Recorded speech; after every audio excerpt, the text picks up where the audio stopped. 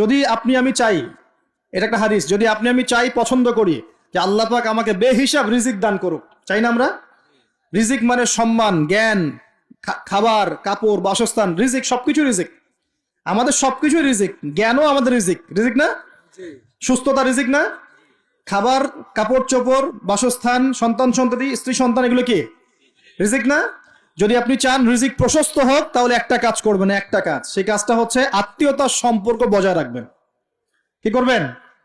আত্মীয়তার সম্পর্ক বজায় রাখবেন। আত্মীয়তার সম্পর্ক বজায় রাখার জন্য কিছু মৌসুম আসে, যেমন রমজান মাস একটা মৌসুম। এই রমজান মাসে নিজে খাবেন, আত্মীয়দেরকে হাদিয়া দিবেন, তাদের বাসায় রমজানের বাজার পৌঁছে দিবেন, ঈদের হাদিয়া পৌঁছে দিবেন, আত্মীয়তার সম্পর্ক জোড়া লাগবে। কোন কোন ক্ষেত্রে মাহফিলে দান করার চাইতে নিকট আত্মীয় পরিবারের পিছনে খরচ করলে বেশি নেকি হয়। বিশ্বাস করলেন না? মনে করতে পারে এটা তো আল্লাহর রাস্তায় ব্যয়, এর চেয়ে কি বড় ব্যয় হতে পারে? হ্যাঁ, হতে পারে। সবচেয়ে উত্তম ব্যয় হচ্ছে আপনার পরিবারের পিছনে ব্যয়। হালাল টাকা থেকে, হালাল উপার্জন থেকে যে ব্যয়টা আপনি পরিবারের পিছনে করেন, এটা সর্বশ্রেষ্ঠ ব্যয়।